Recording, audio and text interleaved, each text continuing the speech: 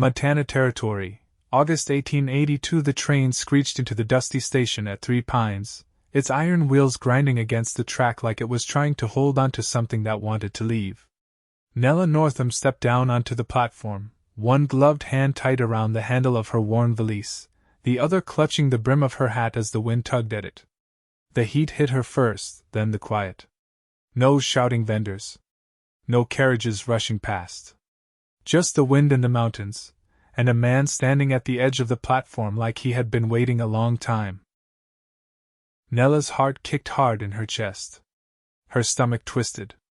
She stayed still for a moment, her wide-brimmed hat shadowing her face, hiding the scar that started at her cheekbone and curved down to the edge of her jaw like a cruel question mark. Her fingers curled tighter around the bag. She had told him nothing of it in her letters. She had not lied, just left that part out. She glanced toward the man.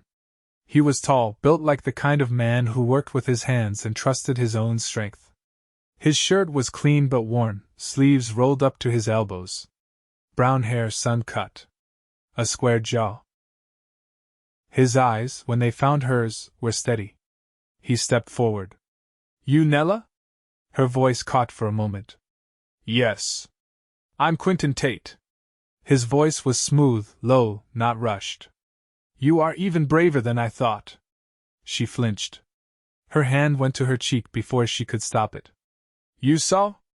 "I see you," Quentin said, and then, without hesitation, dropped to one knee.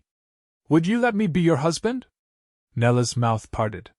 Her throat felt tight. "You have not even asked me anything yet." "I know what I need to," he said. "You made it all the way here alone." "You told the truth in every letter. You said you'd stand beside a man and work hard. You never once asked for more than a roof and kindness. I figure any woman who carries herself like that, scar or not, is the kind of woman I want beside me." She blinked fast. "You do not even know if I can cook." "I can," he said with a slight grin. "So we will not starve." A laugh broke from her, half nerves, half disbelief. "You cannot be serious." "I am," he said. "But if you need time, I can wait. I just needed you to know. I want you." She stared at him. Quentin Tate, the man who had written her steady, thoughtful letters for the last 3 months, was kneeling in front of her like she was a treasure. She reached up, pulled her hat off slowly, letting the wind catch her hair. The scar was fully visible now, the jagged line pale against her tan skin. He looked her straight in the face. No flinch. No hesitation. His eyes warmed. "Still want to marry me?" she asked. He stood up and stepped closer, his voice soft but certain. "More than anything." Nella swallowed hard and nodded, her heart racing. "Then ask me again, proper." He smiled not wide, but real, and took her hand gently in his. "Nella Northam, will you marry me?" "Yes," she whispered. They married 3 days later in the little town chapel. No guests, just the preacher and the wind through the pine trees. Quentin placed a plain gold band on her finger with hands that did not shake. Nella wore a simple blue dress and her hair in a braid down her back. She felt strange and beautiful and terrified. After, he helped her into the wagon and drove them out toward his homestead, an hour's ride out into the hills. The land opened wide, golden grass waving, the mountains watching in the distance. Nella sat beside him, her hand resting against her thigh, unsure if she should reach for his. Quentin glanced sideways. "You all right? I keep thinking I am going to wake up still in that boarding house in Boston." He chuckled. "You are far from Boston now." She turned her face into the wind. "Good." When they reached the ranch, Quentin helped her down.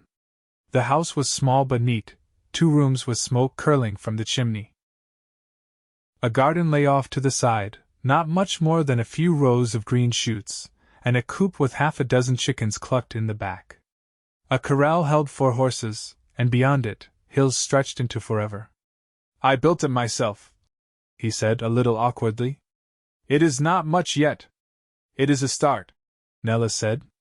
"That is all I need." Inside, the house was warm from the fire. A quilt lay folded across the bed in the corner. Shelves held jars of preserves. Everything smelled of pine and wood smoke. Quentin set her valise near the door. "I thought we could sleep separate tonight," he said quietly. "Unless you feel otherwise. No pressure." She appreciated that more than she could say. "Separate is good. For now." He nodded. "All right." That night, after she lay in the bed and listened to the wind outside, she felt something loosen in her chest. She had not known what to expect, but kindness had not been it. Not this kind of quiet, steady care. 3 weeks passed. Every morning, she woke before the sun and made coffee. Quentin came in from the barn, dust on his boots, and kissed her cheek before sitting down at the table. Not once did he look away from her scar. He looked her in the eyes. She began to smile more. She laughed sometimes. And when she touched his arm or shoulder, it no longer felt like a question. One afternoon, she asked about the hill behind the barn. "What is up there?" "Old cottonwoods," he said. "Best view on the land. You want to see it?" They walked up together, boots crunching dry grass, wind through the trees. At the top, she saw what he meant. The whole valley stretched out below, sunlight spilling across the fields. "This is where I come when the days feel heavy," he said, leaning against a tree. Nella stood beside him. "You ever bring anyone else up here?" "No." She looked at him. "Why me?" Quentin turned toward her, voice low. "Because you were honest. Because you did not hide behind pretty words or pretend to be something you were not. Because you are brave. And because I already care about you more than I can explain." Her breath caught. "You do?" "I do." She closed the space between them and laid her hand on his chest. "I think I care about you too." He kissed her then, soft and slow, his hand curling around the back of her neck. She leaned into him, heart racing, not from fear this time, but from something good. When they walked back down the hill, her hand stayed in his. Either of them let go. The morning Nella found the ledger, the house was still quiet, save for the steady creak of the front porch as the breeze moved through the eaves. She'd been putting away clean linens and opened the drawer in the writing desk only to discover a slim, cracked book with lines of figures, names, and dates written in Quentin's careful hand. The entries stretched back 6 years: fencing costs, seed purchases, debt owed on the south pasture. She traced a finger down the page, stopping at a column marked "Loan Fall 79. The amount was steep. Her eyes narrowed. When Quentin came in from running the fence line, his sleeves damp with sweat and dust coating his collar, she closed the drawer without snapping it shut. "You need something?" he asked, wiping his hands on a rag. "I was sorting the linens. Found your ledger." He nodded once, then set the rag on the table. "Figured you would, eventually. You never mentioned the loan. I didn't marry you for your money, Nella." She crossed her arms. "I didn't think you did. But I reckon if I'm meant to run this place with you, I ought to know what we're standing on." He looked at her a long time. "It's not something I'm proud of." She waited. "It was after my brother died," he said finally. "The winter near broke me. Horses gone, half the hay spoiled. I took what I needed to keep things afloat. Been paying it back piece by piece." She let his words settle. "You plan to keep working it off?" "I've been thinking about cattle. A small herd. Fewer mouths than sheep, and they fetch better come spring. I know how to tally accounts," she said. "And I can make a ledger last another 2 years before it needs replacing. Let me help." His mouth twitched. "You sure you want to tie yourself to a man who owes the bank near half his soil?" "I already did," she said, brushing dust from his shoulder. "Now we just figure the rest of it together." Later that week, he took her into town to meet the woman who ran the mercantile. Maeve Delaney had sharp eyes and hair pinned too tightly, but she softened when Quentin introduced Nella. "So you're the one who convinced him to finally fix the back roof," Maeve said, handing over a sack of flour. "I'd near given up." Nella laughed. "I didn't know I had." By the time they left, Nella had traded a jar of her blackberry preserves for a bolt of muslin and struck a deal for eggs with a widow who lived near the creek. Quentin watched her handle each conversation with calm precision, no hesitation in her voice, no apology in her posture. On the ride back, he steered the wagon with one hand, the reins loose in his grip. "You did well," he said. "I've had to keep my own house before." He glanced over. "That's so?" She nodded. "After my father passed, I stayed on to care for my younger brother. Until the fire." He didn't press. She was grateful for that. Instead, he said, "You carry yourself like someone who's already walked through the worst." She didn't answer right away. Then, "Sometimes it feels that way." He reached across and let his fingers brush her wrist. "You're not walking alone anymore." Back at the homestead, they unloaded supplies and she set to boiling water for laundry while he checked the chicken wire near the east fence. That evening, she found him on the porch, booted feet propped up on the rail, watching the light stretch long over the hills. She brought him a tin cup of coffee and sat beside him. "You always sit out here this time of day?" "Most days." She sipped slowly. "I think I'd like to make a pantry in the corner of the kitchen. Shelves floor to ceiling. We could store enough to get through a hard winter." He looked at her sideways. "You planning to stay that long? I married you, didn't I?" He didn't answer, just reached over and took her hand, fingers rough and warm. They sat that way until the light faded into deep blue, and the stars blinked into sight one by one, quiet as breath. In the stillness, she leaned her head against his shoulder. He didn't move, only tilted his head so it rested gently against hers. "I've never known quiet to feel safe before," she said, almost too soft to hear. He gave her hand a small squeeze. "It does now." By early September, the cottonwoods behind the barn had begun to yellow at the edges, the first quiet herald of fall. Nella stood in the kitchen with her sleeves rolled to her elbows, pressing dried lavender into muslin sachets for the trunk. The scent clung to her hands, soft and clean, and for the first time in years, her fingers didn't tremble when they stilled. Outside, Quentin's voice rose above the wind, low and steady, speaking to someone she didn't recognize. When she stepped onto the porch, a stranger stood beside the wagon. He was younger, maybe 20, with sandy hair and a rifle slung across his back. Dust clung to his boots like he'd walked a long way. Quentin turned toward her. "Nella, this is Leighton Bray, son of the man who homesteaded the parcel east of the ridge." She nodded. "I've heard the name." Leighton dipped his head. "Ma'am, I'm looking for work. My mother passed in the spring, and I couldn't keep the land on my own." Nella glanced at Quentin, who crossed his arms. "I told him he could stay in the loft for a spell. Help mend the south fence before snow comes."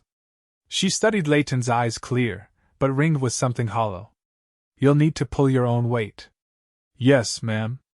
I don't expect charity." That night, she made extra bread and brought a second tin cup out to the porch. Leighton sat cross-legged in the yard, rubbing linseed oil into the handle of his rifle. He looked up when she approached. "You ever taught anyone to read?" she asked. He blinked. "Not rightly. I plan to start a book circle in town this winter. For women mostly, but I figure if I'm going to lead it, I need practice explaining things out loud." He looked surprised. "You want to teach me?" "I want to see if I can." She held out a small cloth-bound reader. "If you're willing." Leighton took it slowly, like it might vanish. "I'd be honored." Later, when the fire burned low in the hearth and the chickens made soft settling noises outside, Nella leaned back in the rocker, needle paused mid-stitch. "He's proud," she said. Quentin closed the ledger and set it on the table. "So was I once." She met his eyes across the quiet. "Still are." He stood and crossed to her, crouching beside the rocker. The lantern light caught the fine lines near his temples, the deep steadiness in his gaze. "You've changed this place," he said. "You had the bones of it already," she replied. He rested his hand on her knee, fingers warm through the fabric. I used to think quiet meant emptiness. But now it feels full, like there's something worth hearing in it. She turned her face toward him. I don't want to just be your wife in name, Quentin. You aren't, he said. You're the reason I want to wake up before the sun. You're the reason I'm not afraid of winter anymore. She touched the collar of his shirt, smoothing the edge. You know, I used to think I'd never belong to anything steady again. You do now, he said. To this land? To me. She drew in a breath, let it out slowly. Then let's build something we can hold through any season. He rose and offered his hand. She took it, and he led her to the bed without a word, the quiet between them no longer uncertain, but understood. The next morning, frost kissed the edges of the garden rose. Nella stepped outside wrapped in a shawl, her breath clouding before her.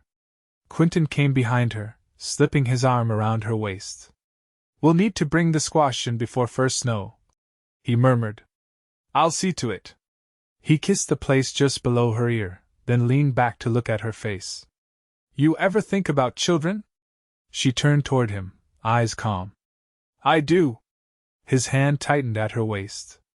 I'd like to raise them here. With you. She nodded. Then we will. They stood there for a moment longer, watching the sun burn through the mist over the hills. Nothing rushed. Nothing uncertain. Just two people who had walked through fire and found each other on the other side. By the second week of October, a chill set into the soil that didn't lift by noon. Nella lit the stove before dawn and kept a kettle going most of the day. The pantry shelves were nearly full now, lined with jars she and Quentin had sealed together pickled beets, wild plum preserves, dried beans stacked in sacks along the bottom. One afternoon, while she hung linens behind the house, she heard hoofbeats slowing in the yard.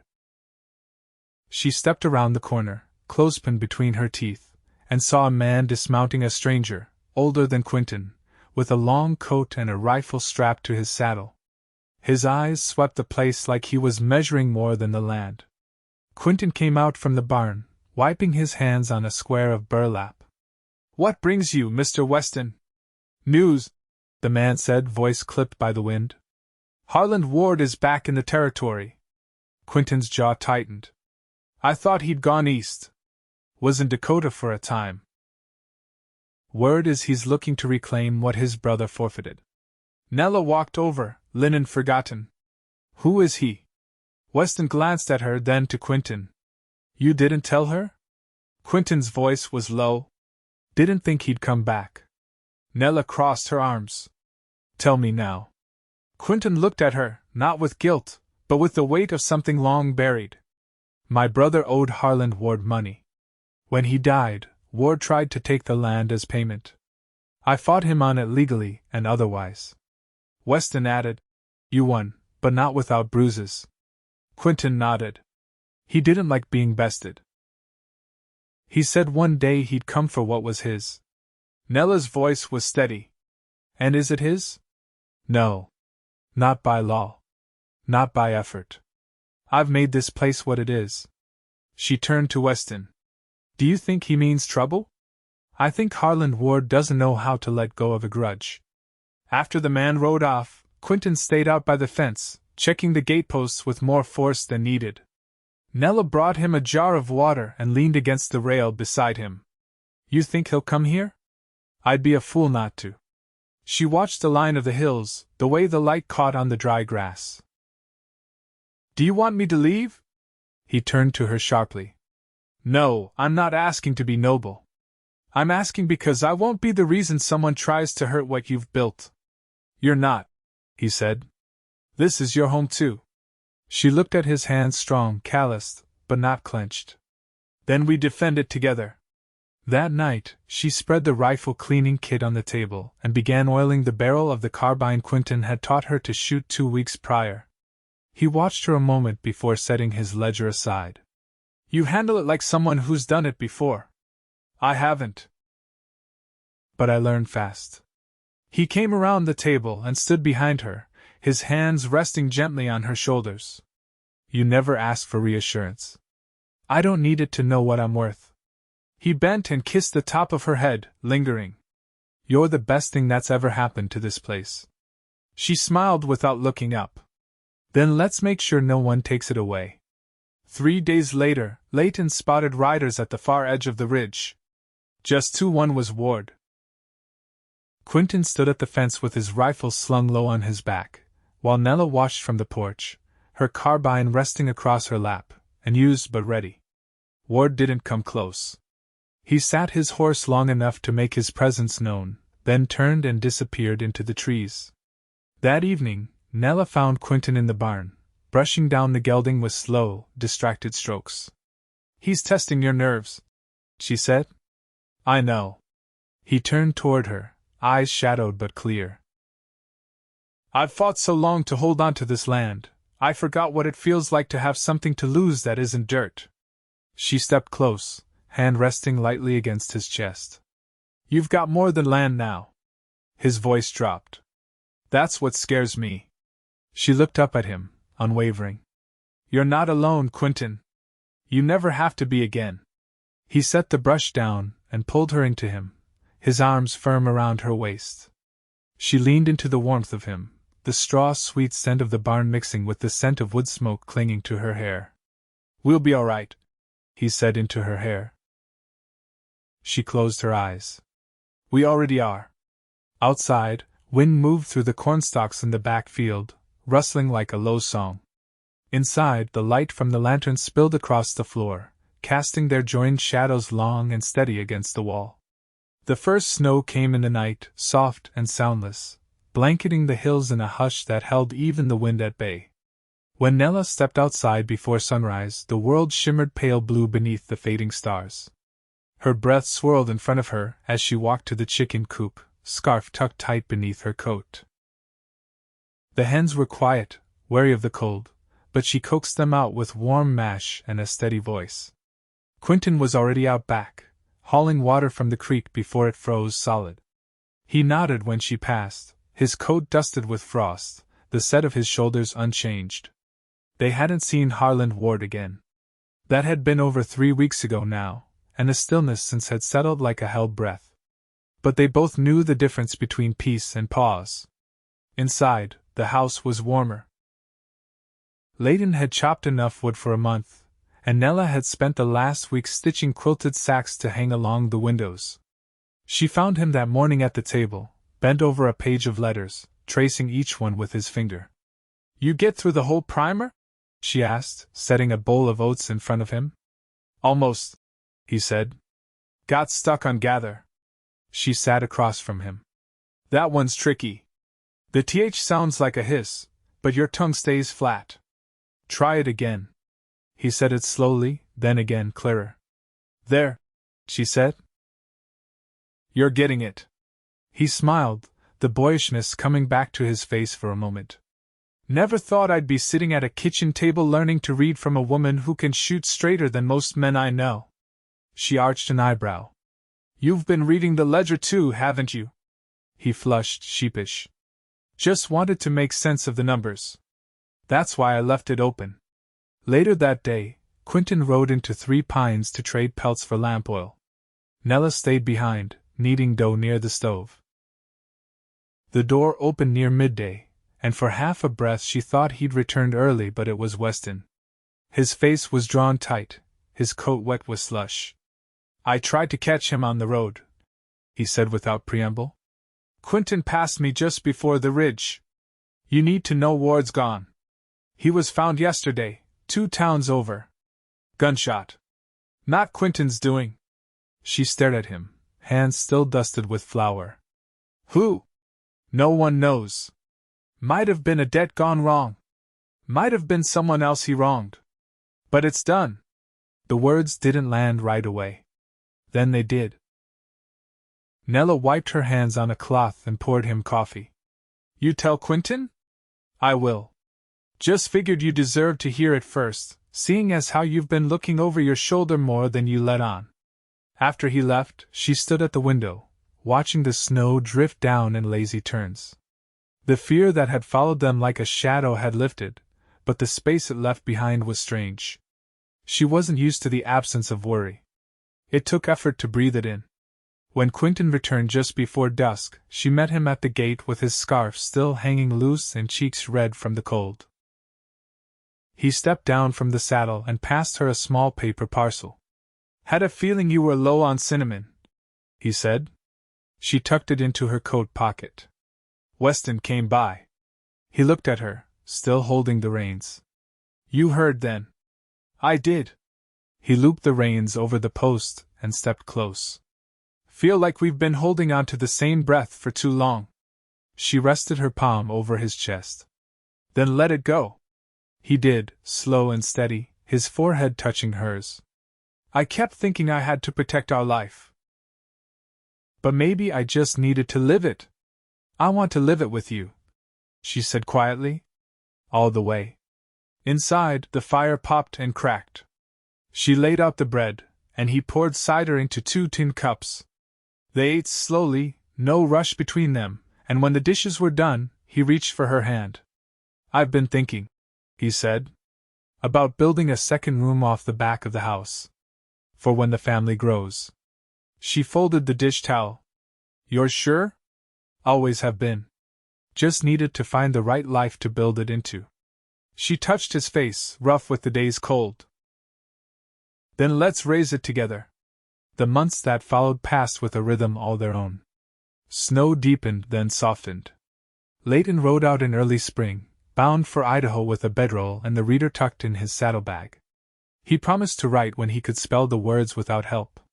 Nella pressed a folded note into his hand with 3 simple lines and her name at the bottom. In April, Quentin built the second room with oak beams and a floor that creaked in one spot near the far wall. Nella lined the shelves with folded quilts and hung lace curtains the color of cream.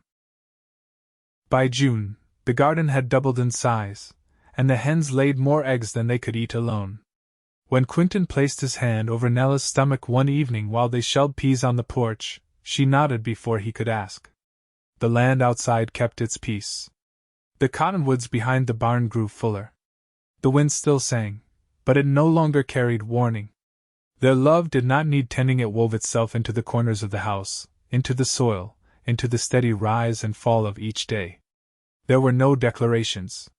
No need. Everything that mattered was already understood. And in the quiet, they built a life not just from what they had survived, but from what they chose, side by side, every day.